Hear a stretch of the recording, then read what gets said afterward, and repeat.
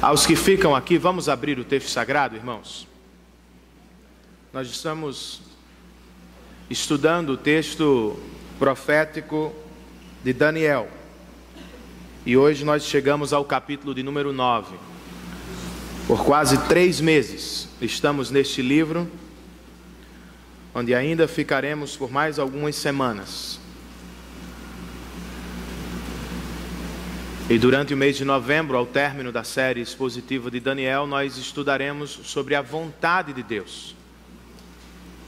Como ouvi-la, como decidir segundo a vontade de Deus, o que fazemos quando erramos no que diz respeito à vontade de Deus. Será bem interessante ao longo do mês de novembro. Por agora, ainda estamos no livro do profeta Daniel.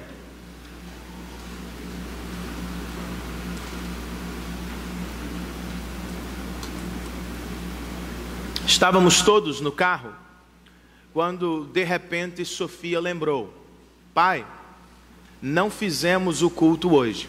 De fato, irmãos, por alguma razão, saímos correndo de casa e não paramos com elas, com as nossas filhas, para um momento devocional. Rapidamente eu sugeri o seguinte: vamos relembrar o texto estudado ontem e logo depois vamos fazer uma oração, pedindo a Deus por este dia e por aquilo que Ele nos permitirá fazer. E então eu relembrei o texto rapidamente e disse: agora vamos fechar os olhos e vamos orar. Antes que eu terminasse a primeira frase da oração, Sofia gritou desesperada: pai, pelo amor de Deus, você não pode orar. Eu disse: Sofia, por que eu não posso orar? Porque você não pode orar e dirigir ao mesmo tempo. Como é que você vai orar e olhar para a estrada, pai, se você estará com os olhos fechados? Para Sofia, dirigir e orar são 2 atividades incompatíveis. Eu estava naquele momento proibido, não podia orar porque estava ao volante.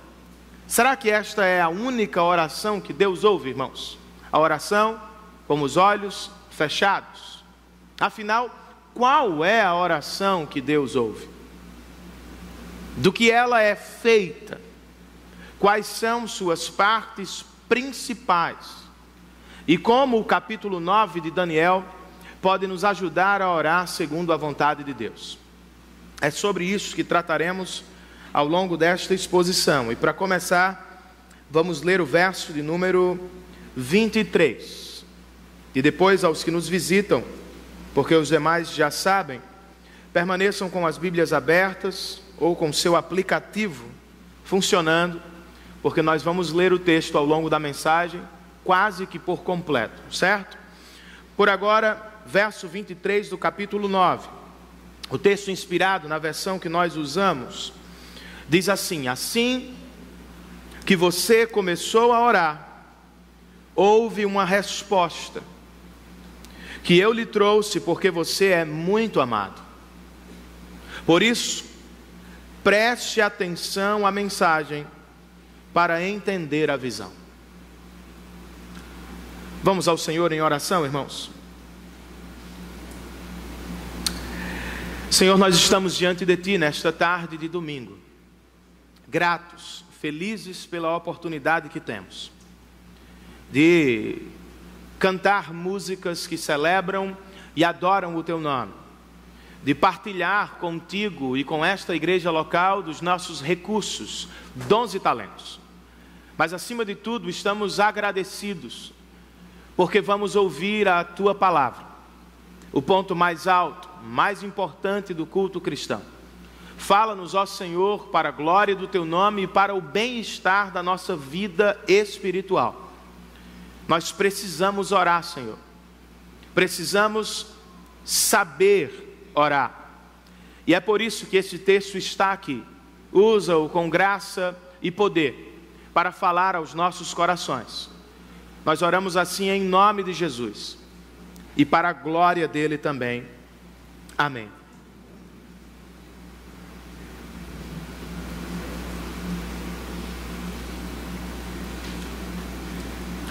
O cenário muda abruptamente quando entramos ou chegamos ao capítulo 9. Os capítulos 7 e 8 nos colocaram diante de duas visões, de tirar o fôlego. E, de repente, quando chegamos ao capítulo 9, o que encontramos? Não é mais uma visão, ou não é inicialmente uma visão. Damos de cara com um estudo bíblico, do tipo que acontece na universidade, ou damos de cara com uma longa reunião de oração. E quem está orando, irmãos? O profeta Daniel. E este fato é curioso. Vocês se lembram? O livro está dividido em duas partes maiores. A primeira é feita dos 6 capítulos iniciais. É uma espécie de biografia do profeta dentro do reino dos homens, o reino da Babilônia.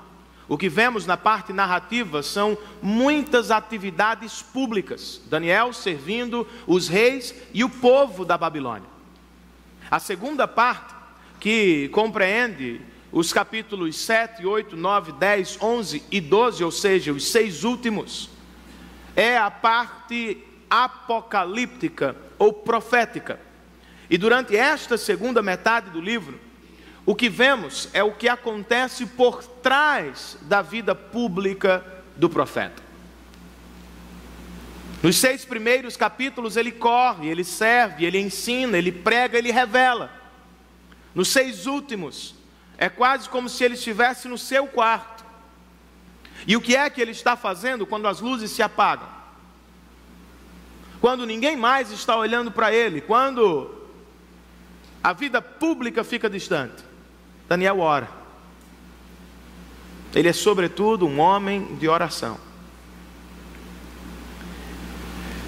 E neste longo capítulo que trata da oração, o profeta se torna nosso modelo e professor. E sua grande mensagem é a seguinte: Deus ouve sim a oração de seu povo. A pergunta é: qual é a oração do povo de Deus? Quais são suas partes principais? Do que ela é feita? Eu reparti o capítulo em 4 respostas a esta pergunta central. E se você tem um boletim informativo, as respostas estão na segunda página, em uma espécie de esboço da exposição.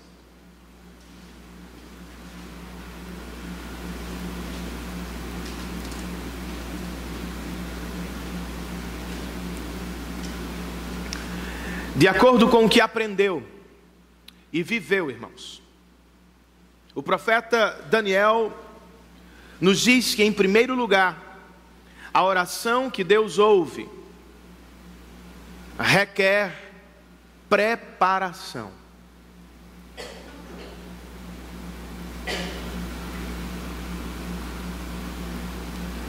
A data neste texto é extremamente importante. Nós já aprendemos sobre isso. Mas aqui é outra vez significativo o fato de Daniel datar sua oração. Quando é que ele ora? Verso de número 1, irmãos. Voltemos ao texto. Dario, filho de Xerxes, da linhagem dos Medos, foi constituído governante do reino babilônio. Com a informação, o profeta está nos dizendo que houve mudança no reino dos homens. A Babilônia caiu e o império Medo-Persa se levantou. Nabucodonosor se foi, Belsazar também. Agora, quem se assenta sobre o trono da região da Babilônia é Dario o Medo. Ou seja, estamos em um tempo de transição política. E muito provavelmente as pessoas estão inquietas na Babilônia, correndo de um lado para o outro, tentando assegurar seu cargo, ou tentando agradar o novo chefe, como acontece nos nossos dias. Mas o que estaria fazendo o profeta de Deus, irmãos? Durante o tempo da transição política da Babilônia. Verso de número 2. Olha o que Daniel estava fazendo. No primeiro ano do seu reinado, do reinado de Dario, eu, Daniel, compreendi pelas Escrituras, conforme a palavra do Senhor dada ao profeta Jeremias, que a desolação de Jerusalém iria durar 70 anos. Os homens estão inquietos. Pessoas correm freneticamente de uma repartição a outra, de um gabinete a outro. Daniel está em casa.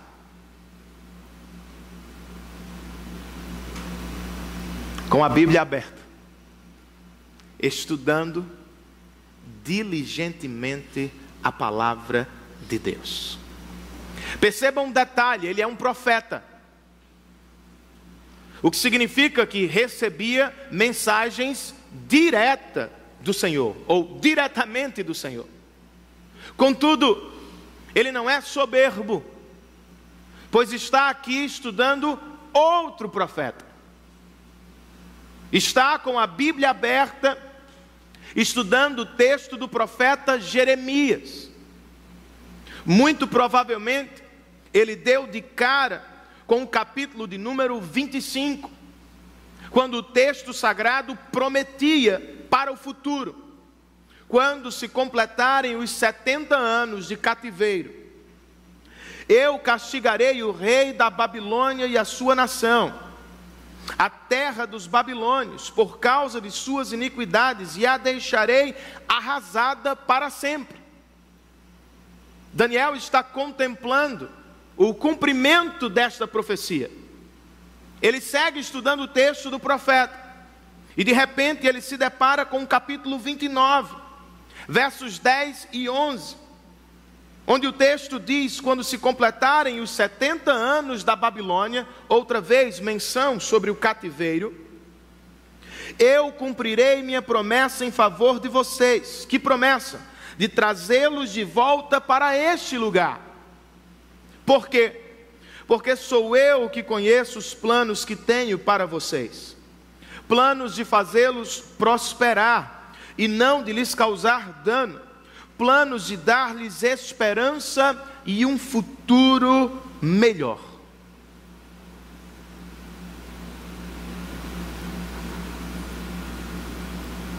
Por isso, registra o verso de número 3. Por isso, porque estava estudando a palavra, me voltei para o Senhor Deus com orações e súplicas, e isto em jejum, em pano de saco e coberto de cinzas. A Bíblia dobrou os joelhos do profeta.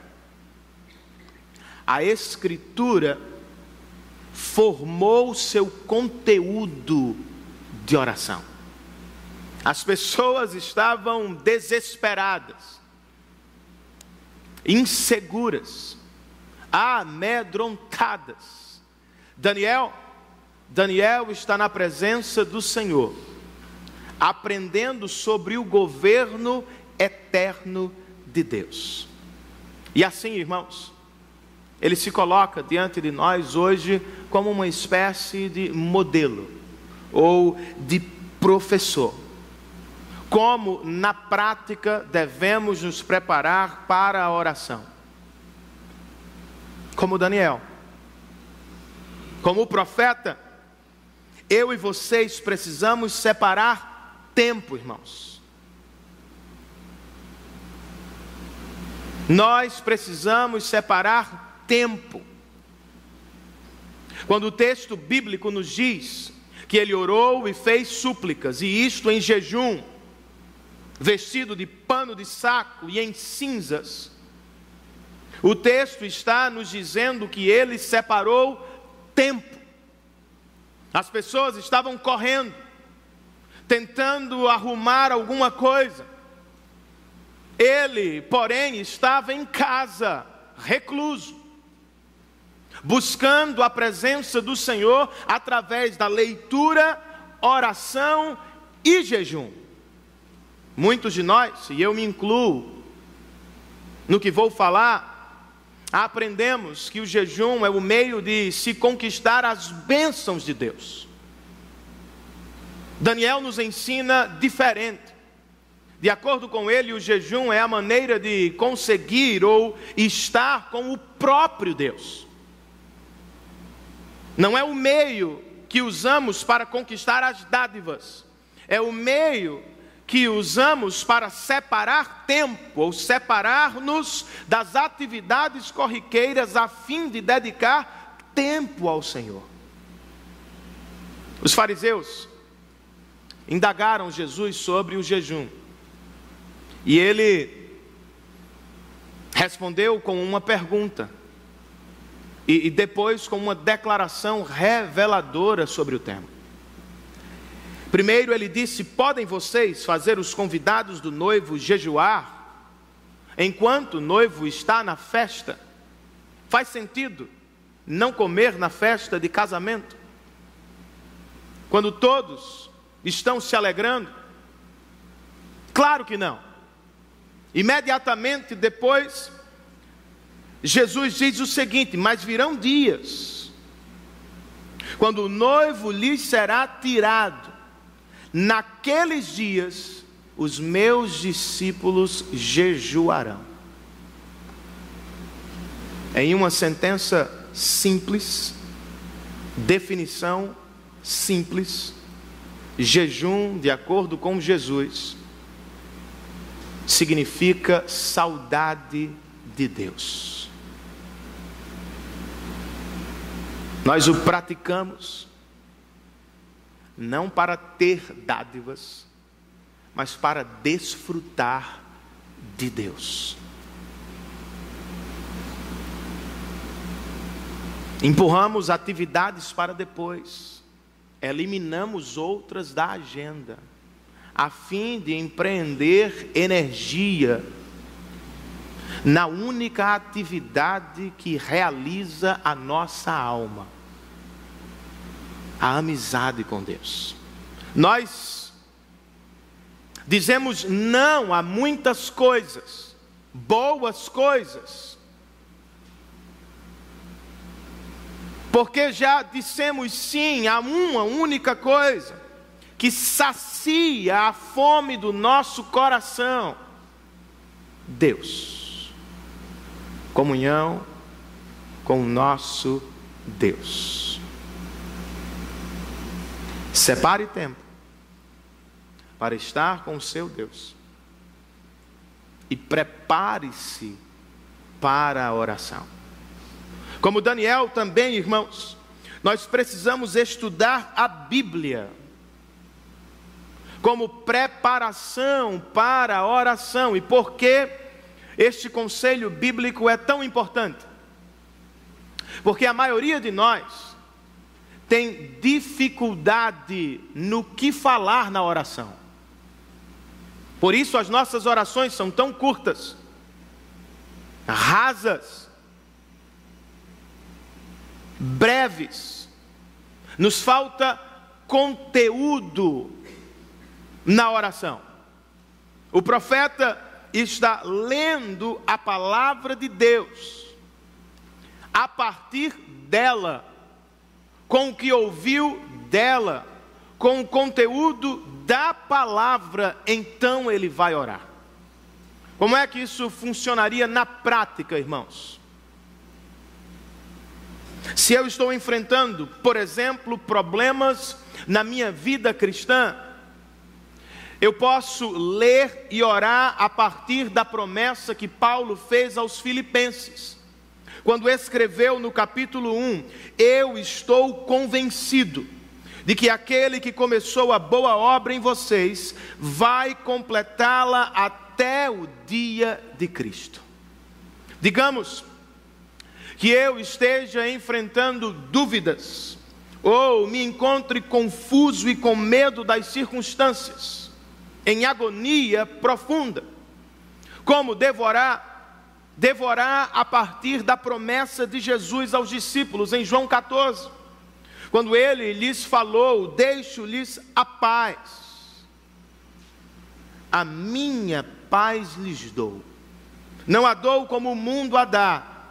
Por isso não se perturbe o seu coração, nem tenham medo. Se estou enfrentando alguma enfermidade e a morte me assola, ou o medo da morte me perturba, eu posso me apropriar do Salmo de número 23, quando o salmista nos diz no verso de número 4: mesmo quando eu andar por um vale de trevas e de morte, não temerei perigo algum, porque tu estás comigo, o teu cajado e o teu bordão me consolam. Precisamos ler a palavra de Deus para ter o que falar e para ter a certeza de que seremos atendidos. Eu não tenho certeza sobre todos os meus pedidos. Não sei se o Senhor vai responder aos meus caprichos. Mas quando eu oro a Bíblia, irmãos, ou a partir da Bíblia, eu não duvido. Eu tenho certeza que Deus quer o meu progresso cristão. Eu tenho certeza que Deus quer me entregar a paz em meio às tribulações. Eu estou convencido de que o Senhor vai me dar ânimo, mesmo diante das piores dificuldades da vida. Separe tempo para buscar o seu Deus. Separe tempo para estudar a palavra do Senhor, como preparação para a oração. Amém, queridos? Qual é a oração que Deus ouve? Segundo a resposta do profeta, a oração que Deus ouve exige confissão.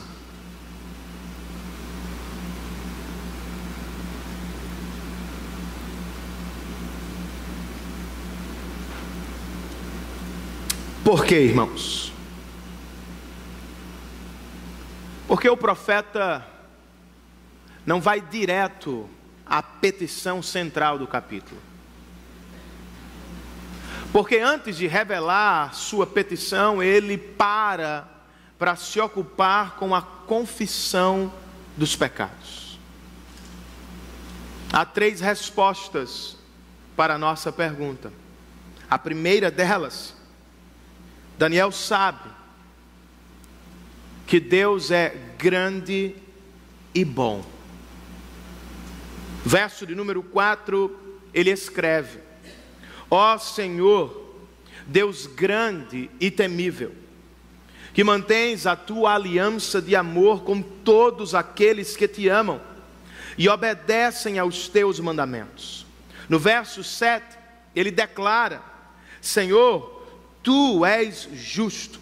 E no verso 9, irmãos, ele nos lembra: o Senhor nosso Deus é misericordioso e perdoador. Porque Daniel se ocupa com a confissão de seus pecados? Segunda resposta, irmãos, porque ele sabe que Deus é grande e fiel. Versos 11, 12, 13 e 14. Parte B do verso 11.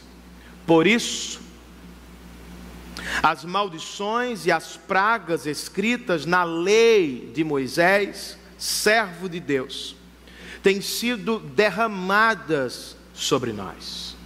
Verso 12: cumpriste a palavra proferida contra nós e contra os nossos governantes, trazendo-nos grande desgraça. Verso 13: conforme está escrito na lei de Moisés, toda essa desgraça nos atingiu. Verso 14: o Senhor não hesitou em trazer desgraça sobre nós, pois o Senhor, o nosso Deus, é justo em tudo o que faz. Por que Daniel se ocupa com a confissão?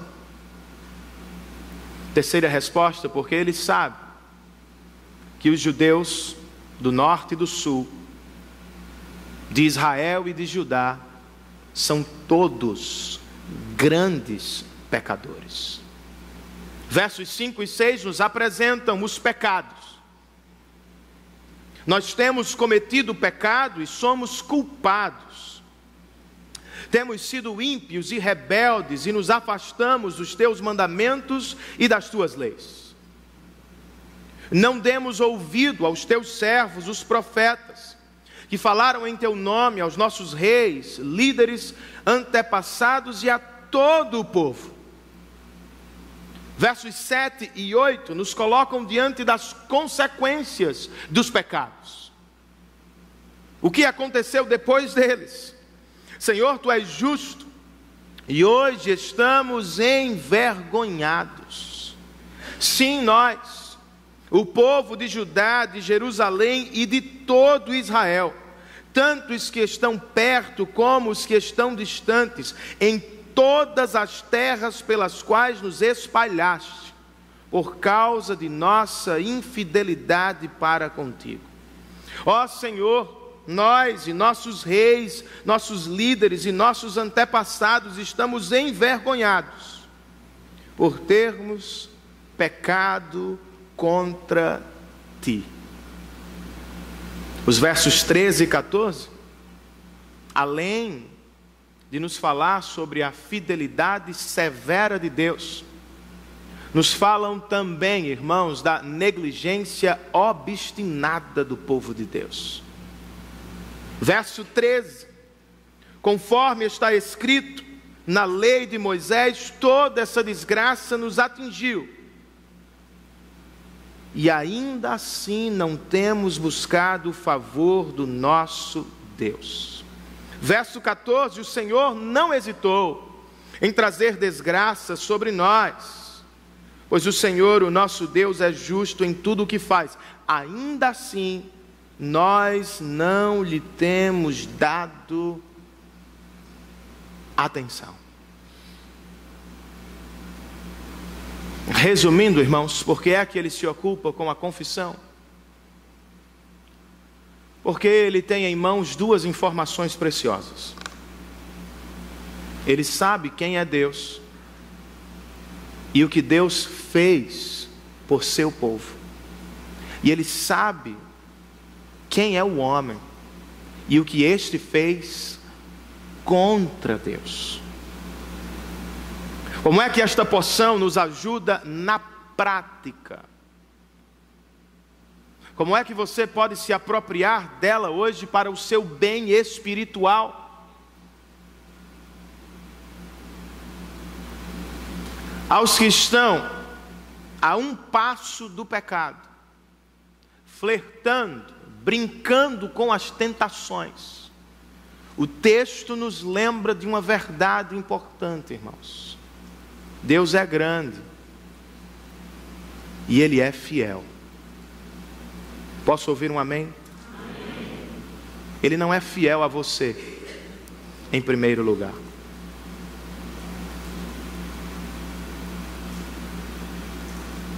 Ele é fiel à palavra dele. Através da lei de Moisés, o Senhor prometeu nos abençoar ao longo da nossa obediência. Mas o mesmo Deus, através da mesma lei, nos prometeu castigar por causa da nossa desobediência. O que quero com isso, irmãos? Que paremos e pensemos, vale mesmo a pena seguir o caminho do pecado? É o que você realmente quer? Se afastar da palavra de Deus, desobedecer os mandamentos do Senhor, seguir os caminhos escuros do seu coração? Deus é grande e fiel, e a sua desobediência o colocará sob a disciplina do Senhor. Pare e pense, meu irmão. Afastar-se da sua família para outros relacionamentos ilícitos à luz da palavra de Deus pode acabar com ela. Se envolver com esquemas políticos, administrativos, pode levar você para a cadeia. Se afastar da palavra do Senhor, se ausentar deste espaço construído para a adoração do Senhor, negligenciar a oração e a leitura da palavra regularmente, pode levá-lo a um exílio existencial terrível. Porque se você se afastar do Senhor, não se engane, você não vai se tornar ateu. Não existe ateus do ponto de vista prático. Todos nós adoramos alguma coisa.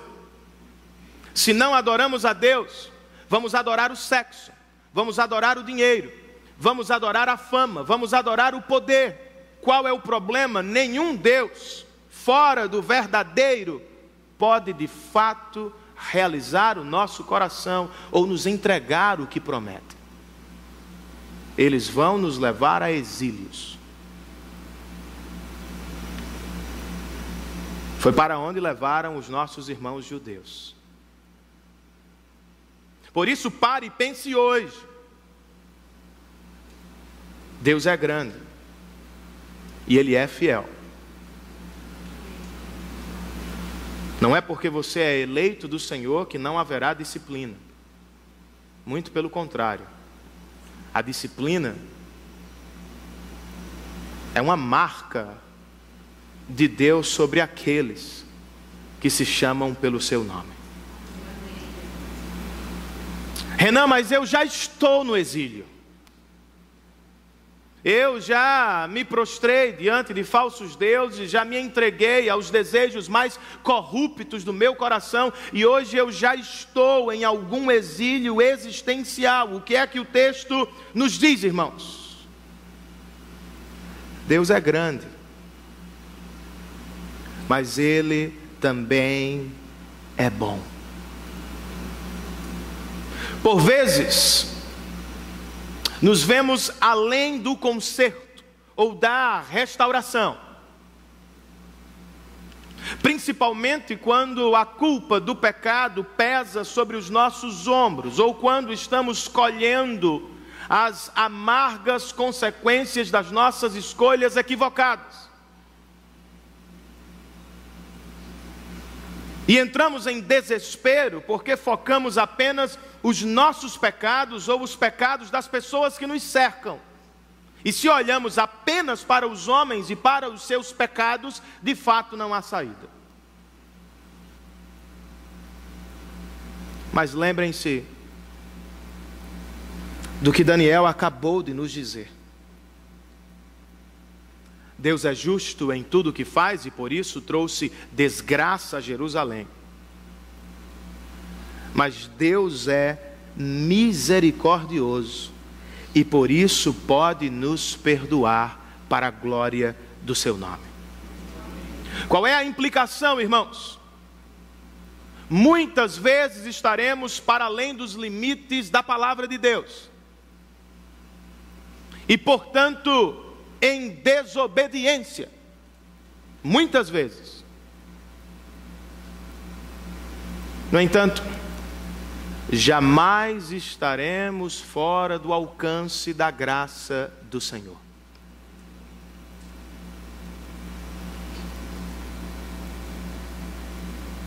Por isso,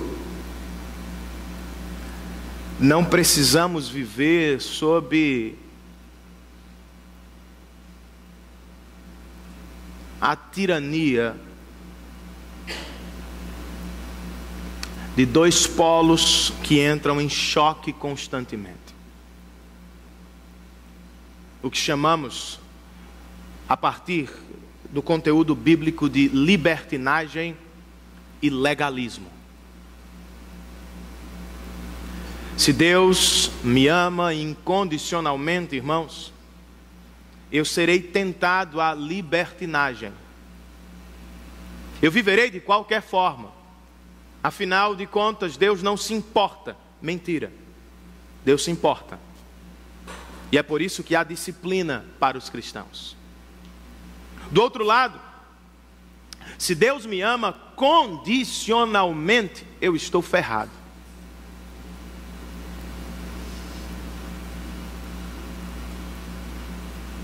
Porque eu não preencho as condições dele. Eu não consigo alcançar as condições do Senhor. Eu estou sempre errando. E se a bênção, o amor, a salvação de Deus dependem da minha performance religiosa, eu estou frito.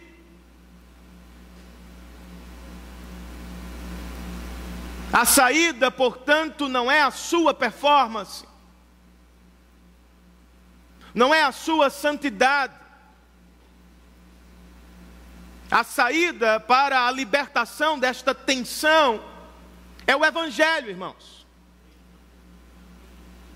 Por causa de Cristo, eu luto de peito aberto contra o pecado, na certeza de que nele eu sou mais do que vencedor para a glória de Deus. Mas eu sou realista, eu ainda cairei.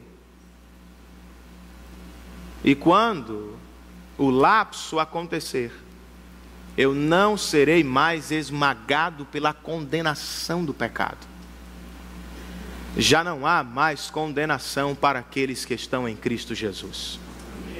Você jamais estará fora do alcance da graça de Deus. Confesse seus pecados. Há graça disponível para você nesta tarde. Quais são as principais partes da oração que Deus ouve, irmãos? Em terceiro lugar, a oração que Deus ouve, irmãos, tem sim petição. Ela requer preparação, exige confissão, mas ela também traz petições. O agora, Senhor, do verso 6, anuncia que chegamos à petição. Qual é a petição central de Daniel nesta oração? Verso 16: agora, Senhor, conforme todos os teus feitos justos, eis a petição, afasta de Jerusalém, da tua cidade, do teu santo monte, a tua ira e a tua indignação. A petição de Daniel, portanto, trata da restauração de Jerusalém. Contudo, a base da oração, ou o principal argumento da oração, não é a restauração da cidade. É a reputação, irmãos, do nome glorioso do Senhor. De acordo com Daniel, Deus fez um nome para si mesmo. Verso de número 15: quando foi que ele o levantou sobre as nações? Ó Senhor nosso Deus, que tiraste o teu povo do Egito com mão poderosa, e que fizeste para ti um nome que permanece até hoje. As pragas e a destra poderosa do Senhor ao arrancar Israel dos domínios do maior império de então, irmãos, exaltou o nome de Yahvé sobre as nações. Ele se tornou conhecido e famoso entre os povos. Esta é a preocupação de Daniel. O profeta clama no verso 18: inclina os teus ouvidos, ó Deus, e ouve. Abre os teus olhos e vê a desolação da cidade que leva o teu nome. Ele implora quando chega ao verso 19, irmãos. Senhor, ouve, Senhor, perdoa, Senhor, vê e age. Por amor de ti, meu Deus, não te demores, pois a tua cidade e o teu povo levam o teu nome.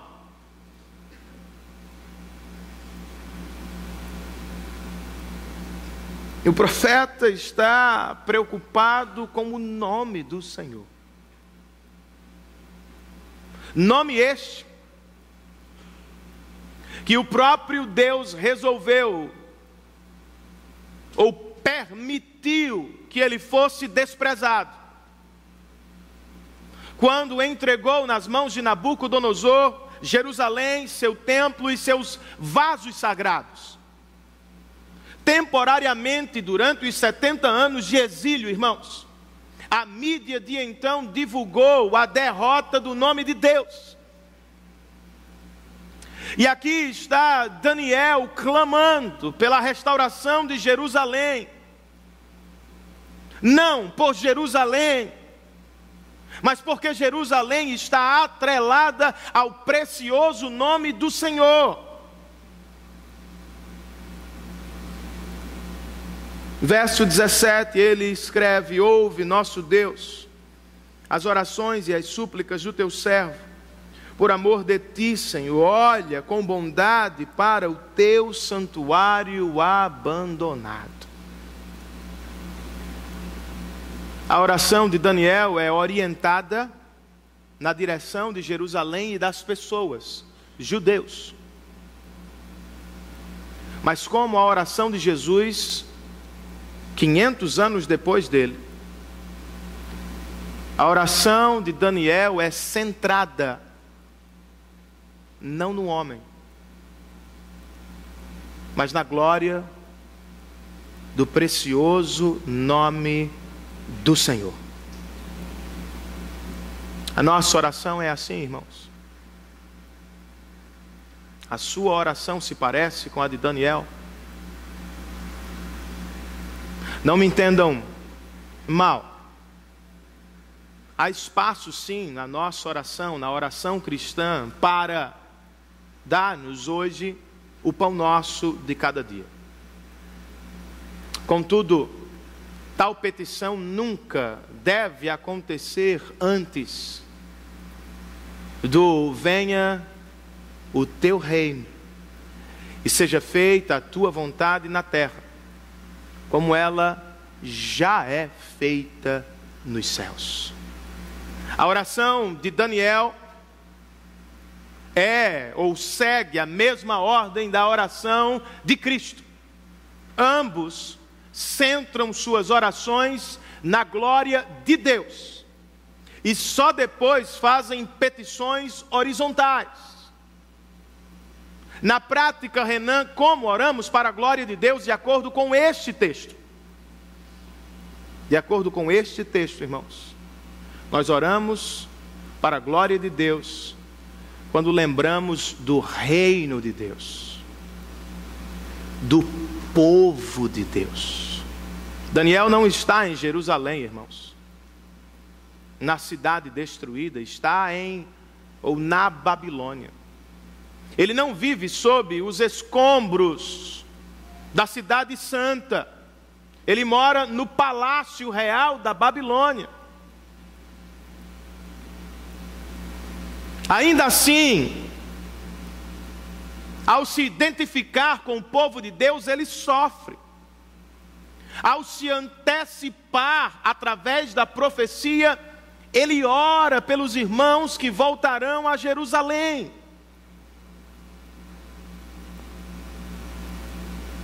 Em nenhum momento você encontra Daniel orando por si mesmo aqui. E não é errado. Mas é errado, irmãos, não ter espaço nas nossas orações para os nossos irmãos. Alguém já disse que a oração é o momento mais egoísta do cristão. sem auxílio externo, sem leitura da palavra, sem mensagens bíblicas, naturalmente, ao bater os nossos joelhos no chão, ao fechar os nossos olhos, nós vamos lembrar de quem, irmãos? Filhos, cônjuges, pais, avós, tios, primos, às vezes.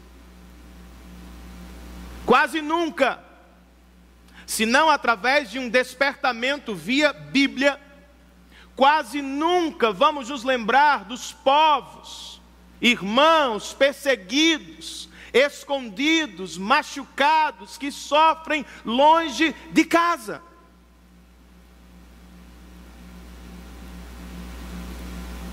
Quase nunca oramos por nossos irmãos.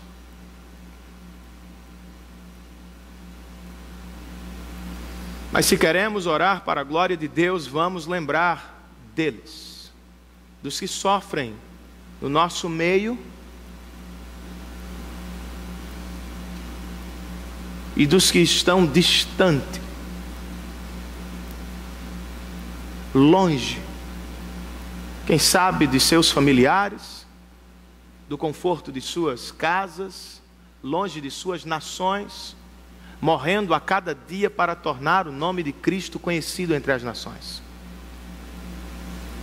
De acordo com este texto, irmãos, nós oramos para a glória de Deus quando nos ocupamos com o nome de Deus. Fizestes um nome para ti, por amor do teu nome, para a glória do teu nome. Olha para a cidade que carrega o teu nome, vela pelo povo que se chama pelo teu nome. O teu nome é importante, Senhor.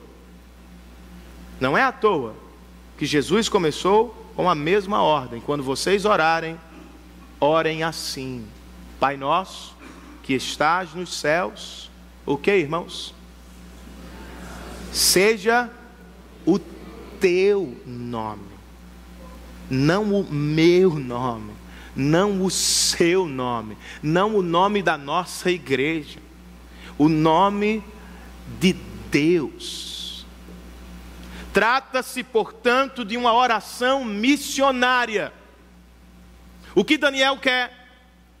Que o nome de Deus que foi desprezado seja outra vez honrado. Que os israelitas voltem a Jerusalém, reconstruam a cidade e se tornem outra vez uma nação, um modelo, pregando o Evangelho. O que Jesus quer? Que o nome de Deus seja conhecido ao redor do mundo. Você ora por isso?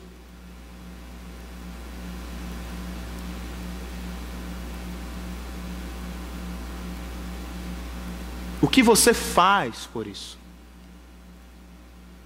Qual é o seu envolvimento prático com esta missão? De tornar o nome de Jesus Cristo conhecido e desejado entre as nações? Ou será que só vivemos para uma missão? Construir o nosso reino e exaltar o nosso nome, irmãos. Vocês se lembram da batalha entre Davi e Golias? Por que Davi foi ao campo de batalha? Primeiro livro de Samuel, capítulo 17, nos diz que quando ele chegou ao campo de batalha pela primeira vez, ele viu um homem incircunciso afrontar o nome de Deus. E quando o gigante aparecia, as pessoas fugiam. Até o rei de Israel, o mais alto dentre eles, corria para a sua tenda e se escondia de medo. Do lado de fora, o nome do Senhor estava sendo afrontado, irmãos. Davi, um adolescente franzino, sem experiência de guerra, sem treinamento, sem armadura, sem espada, se oferece, praticamente se sacrifica, pois ele não tinha certeza que sairia da batalha com a vitória. E o que é que ele faz, ou o que é que ele diz quando chega diante do gigante? O gigante o despreza como fez seu rei. Por que você veio a mim? Você acha que eu sou algum cachorro, bicho de estimação que pode ser espantado com gravetos? E o texto diz que ele desprezou e rogou pragas sobre Davi. Qual foi a resposta de Davi? Você vem contra mim com espada, com lança e com dardos. Eu vou contra você em nome do Senhor dos Exércitos, a quem você afrontou. Hoje mesmo, Golias, Deus me dará a tua cabeça. Hoje mesmo eu entregarei os cadáveres dos soldados, dos filisteus, às aves dos céus e aos bichos selvagens do campo. Hoje mesmo você cairá no nosso meio. Com que propósito, irmãos? A fim de que toda a terra saiba que há Deus em Israel. Ele não foi à batalha para marcar seu nome na história. Ele foi à batalha para honrar o nome de Deus acima de todos os nomes. Ele não desceu o campo de batalha para tornar o seu nome célebre. Ele desceu porque não aguentou ver o nome do precioso Deus ser afrontado e diminuído. É por isso que vamos ao trabalho amanhã. É por isso que você vai à universidade amanhã. É por isso que você quer ter filhos. A sua vida gira em torno da glória de Deus? Ou gira em torno da sua glória? O seu dinheiro é usado para o conforto, bem-estar e formação da sua família apenas? Ou ele está sendo investido no campo missionário a fim de tornar o nome de Cristo conhecido e desejado entre as nações? Seus dons e talentos, o que você faz com eles? Dinheiro? Apenas para você? O que mais você pode fazer para a glória de Deus?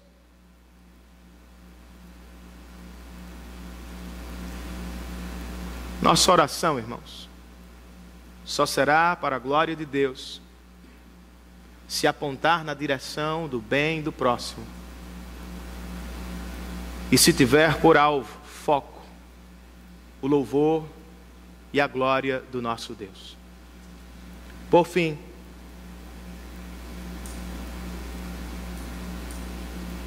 deixei a parte mais difícil para o final e só tenho 10 minutos. Que Deus opere um milagre entre nós.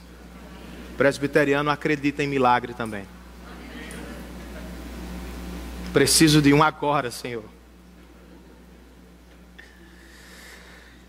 De acordo com Daniel, a oração que Deus ouve requer preparação, exige confissão, traz petição e, por fim, irmãos, a oração que Deus ouve espera revelação. Por revelação, entenda resposta.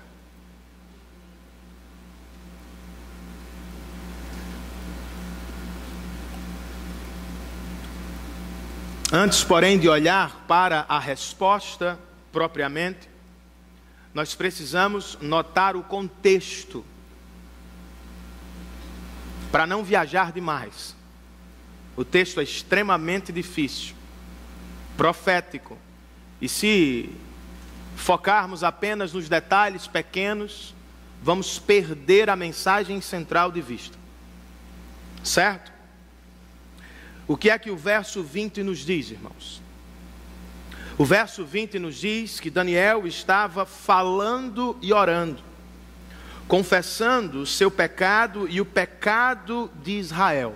Eis o contexto da revelação. Ele estava orando e confessando o seu pecado. O que foi que aconteceu, irmãos? Enquanto Daniel estava orando, verso 21.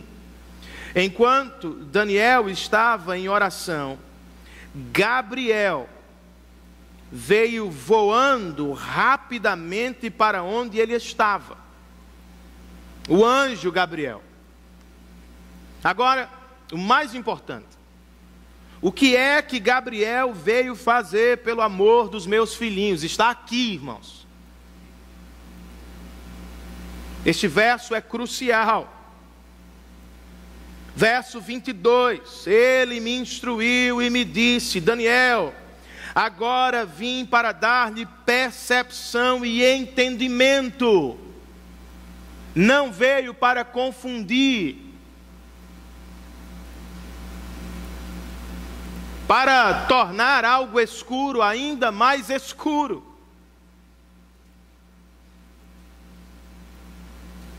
E quando foi que Gabriel veio? Verso 23, assim que você começou a orar, houve uma resposta que eu lhe trouxe, porque você é muito amado. Dois detalhes são bem importantes. A resposta de Deus foi imediata. O anjo veio voando rapidamente. E ao chegar, ele fez questão de dizer: assim que você começou a orar, houve resposta. É quase como se o anjo estivesse dizendo: Deus estava ansioso para responder.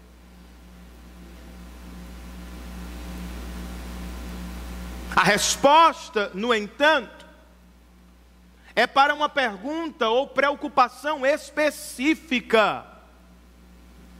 Daniel estava orando sobre a restauração de Jerusalém. A resposta, portanto, trata desta restauração. Só que de maneira maior. Daniel está preocupado com a restauração imediata de Jerusalém. Deus está ansioso por comunicar a restauração gloriosa que virá no futuro com seu filho. Agora, tendo isso em mente, podemos ler a revelação ou a resposta. O verso de número 24 nos coloca dentro dela a resposta macro. Os versos seguintes nos apresentam respostas menores que quebram a resposta maior. Mas a resposta maior está no verso 24. 70 semanas estão decretadas para o seu povo e sua santa cidade, a fim de acabar com a transgressão, dar fim ao pecado, expiar as culpas, trazer justiça eterna, cumprir a visão e a profecia e ungir o Santíssimo. Imediatamente nos lembramos de Cristo. Daniel está preocupado com a restauração imediata de Jerusalém. E o anjo está dizendo: há algo para além da restauração imediata. Suba o monte e veja além, Daniel. Há algo maior, melhor que está por vir. Ele vai trazer uma restauração plena. Agora, ele começa a explicar o processo da restauração. Verso 25, ele diz: saiba e entenda que a partir da promulgação do decreto que manda restaurar e reconstruir Jerusalém, até que o ungido, o Messias, o líder venha, haverá 7 semanas. E 62 semanas. A cidade será reconstruída com ruas e muros, mas em tempos difíceis. Sim, Daniel, haverá restauração para Jerusalém em 2 tempos. Ao longo do primeiro tempo, a cidade literal será reconstruída. Seus muros, seu templo, suas casas. Depois deste primeiro tempo, haverá, até a chegada do Salvador, muito sofrimento, como aprendemos semana passada. Mas enfim, ele chegará ao término do segundo tempo. Verso de número 26, e logo depois o 27. Depois das 62 semanas, o segundo tempo da restauração de Jerusalém, a chegada do Salvador, o ungido, ou o Messias, será morto, e já não haverá lugar para ele. A cidade e o lugar santo serão destruídos pelo povo do governante que virá. O fim virá como uma inundação. Guerras continuarão até o fim, e desolações foram decretadas. Com muitos, ele, o Messias, fará uma aliança que durará uma semana. No meio da semana ele dará fim ao sacrifício e à oferta. E numa ala do templo será colocado o sacrilégio terrível, até que chegue sobre ele, sobre o templo, o fim que lhe está decretado. Usando uma linguagem violenta, que nos lembra Isaías 53, por exemplo. O anjo Gabriel nos diz como o Messias trará restauração maior, verdadeira e espiritual ao coração dos israelitas, ou dos novos israelitas.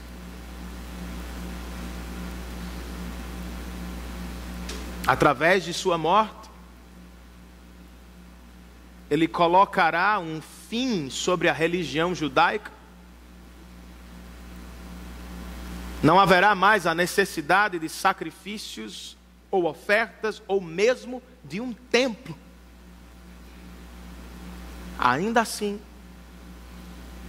com a cidade destruída, com um templo destruído por meio do seu próprio corpo, Cristo, como pregado e prometido por Gabriel, vai no futuro restaurar plenamente seu povo para a glória de Deus. É por isso que o céu estava ansioso por comunicar a mensagem. Daniel estava ansioso por ouvir sobre a restauração de Jerusalém. Deus estava ansioso por comunicar-lhe outra restauração. A restauração do verdadeiro Israel de Deus, que está agora mesmo espalhado por todas as tribos, nações e línguas deste planeta. Eu penso que esta porção final, e para me apressar eu peço que o louvor já suba, que daí eu já entendo que já se foi o tempo. Eu penso que inicialmente essa passagem traz algum equilíbrio aos estudantes da Bíblia. E eu presumo que todos nós sejamos estudantes da Bíblia. Percebam que Daniel recebeu uma dádiva e uma responsabilidade. Um presente e uma tarefa. O anjo aparece e diz: eu vim para trazer-lhe percepção e entendimento. Isso é dádiva. Imediatamente o anjo diz: mas eu quero que você preste atenção. Isso é responsabilidade. Isso é esforço. Por vezes, nós nos colocamos nos polos ou nos extremos. Alguns querem receber a revelação sem leitura bíblica. Outros querem descobrir a revelação sem oração.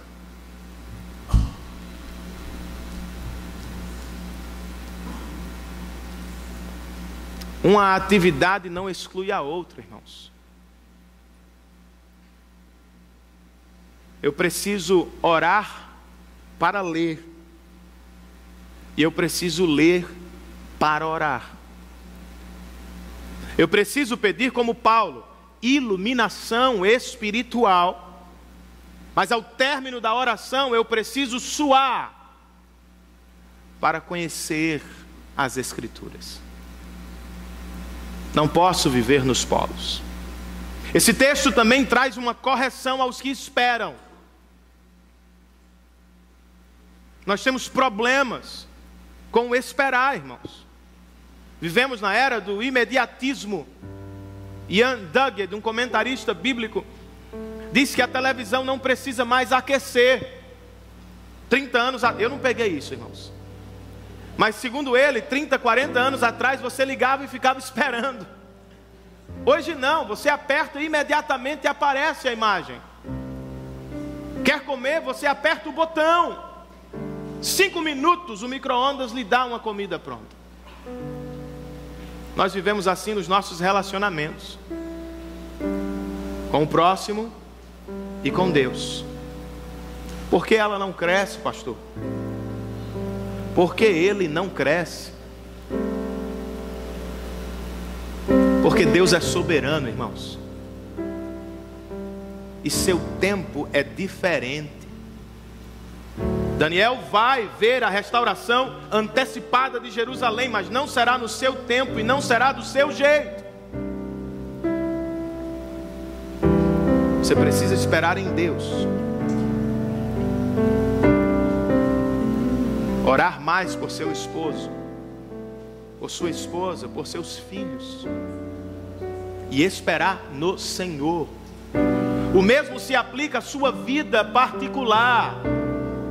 Renan, porque eu estou outra vez no mesmo pecado? Porque eu não consigo avançar? Porque eu volto sempre às mesmas coisas? Porque não sou o que gostaria de ser? Porque não alcanço? Salvação é um ato exclusivo e soberano de Deus, imediato. Pum! Santificação é um processo que dura a vida toda. Tenha paciência consigo mesmo. E o que faço com o meu pecado? Você o usa para a glória de Deus.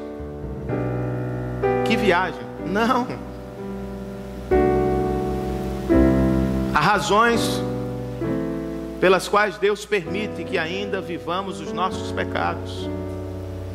Há livros inteiros escritos sobre isso. Mas uma delas, porque é que vez por outra você escorrega na mesma coisa? Para se lembrar de Cristo. Você era um pecador quando chegou aqui. Você ainda é um pecador hoje aqui. Vez por outra você anda em tanta santidade que se acha o super cristão. Olha para as outras pessoas de cima para baixo. De repente você vacila.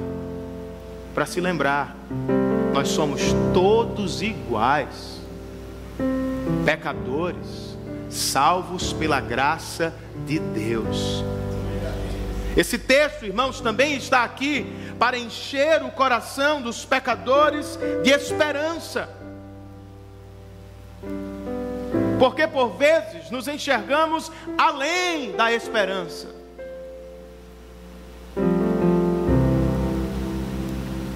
Jerusalém, Daniel, vai ser reconstruída, mas outra vez vai ser destruída. O templo, Daniel, será reconstruído, mas também será destruído. Por trás da construção, reconstrução, o anjo comunicava: há algo melhor para você, Daniel.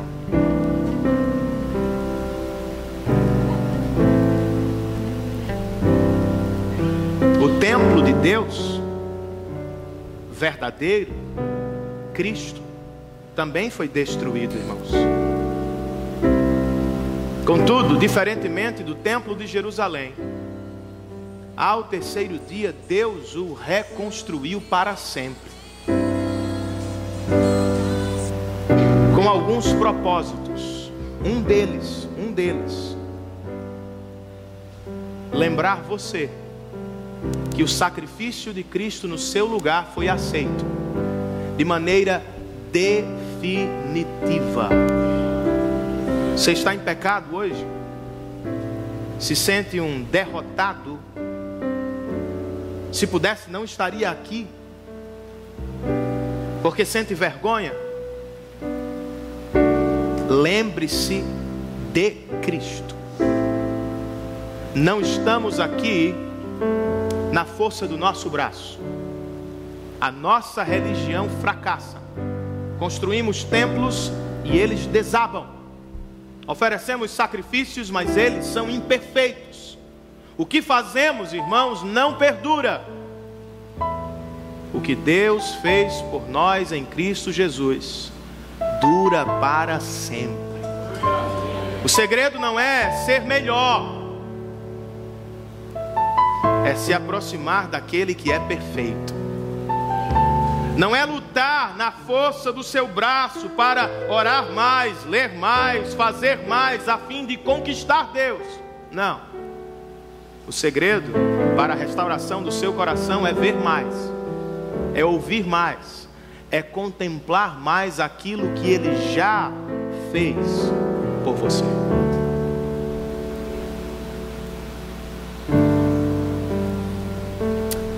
Pai, você não pode orar, disse Sofia para mim naquele dia. Você não pode orar porque está dirigindo.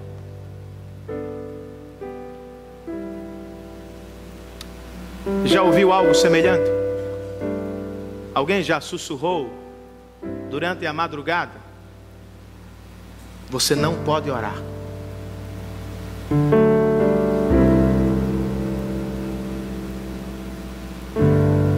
Não pode orar porque você é um pecador. Não pode orar porque você não é digno. Não pode orar porque você é isso, você é aquilo. De fato, irmãos, eu não oro porque posso, na força do meu braço. Eu oro porque Jesus orou por mim. Pai, perdoa-lhes, pois eles não sabem o que fazem. Na cruz. É por isso que ao término da oração cristã nós lembramos em nome de Jesus. Não é uma fórmula mágica, irmãos, para a conquista das bênçãos. Eu pensava que era. Hoje eu sei um pouco mais. Trata-se de uma lembrança. Eu só posso orar por causa de Cristo Jesus. Por causa dele e do que ele fez por mim na cruz, eu não apenas posso orar, eu tenho certeza, através dele eu serei ouvido. Por isso volte a orar, meu irmão. Se aproxime outra vez da vida devocional. Prepare-se antes. Separe tempo para estudar a palavra. Confesse abertamente seus pecados diante de Deus. Ele é grande, fiel, grande e bom, gracioso.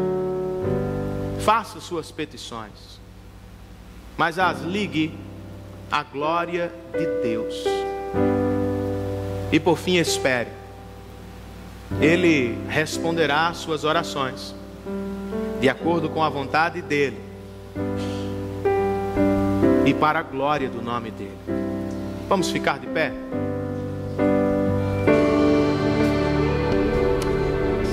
Senhor, nós te adoramos, porque tu és grande e temível. Tu és grande e bom, grande e santo.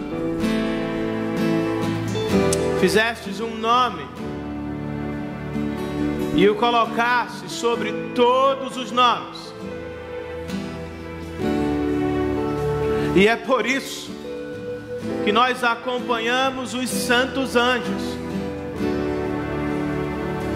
que dia após dia, de eternidade a eternidade, declaram uns aos outros e para ti: tu és santo.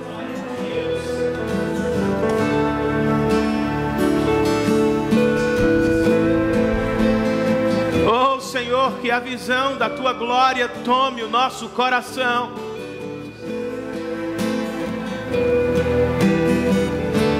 A revelação da Tua santidade constranja os nossos corações a uma vida de santidade. E que o Senhor desperte as nossas almas para uma vida de leitura e oração diárias na Tua presença. Oh Senhor, nos leva aos nossos lares sob a Tua paz e nos dá uma semana muito espiritual, muita leitura, muita oração, muita pregação do Teu Evangelho, consequentemente muita alegria na Tua presença. Ajuda-nos, ó Espírito, a colocar o que ouvimos em prática e a vivermos para a glória do Teu nome. Em nome de Cristo nós te pedimos isso. Que o amor de Deus nosso Pai, a graça do nosso Senhor e Salvador Jesus Cristo, a comunhão, o poder e a presença do Santo Espírito de Deus estejam sobre todos nós. E todos nós, a uma só voz, dizemos amém e amém. Que Deus nos abençoe, queridos. Tenhamos todos uma ótima semana na presença dEle.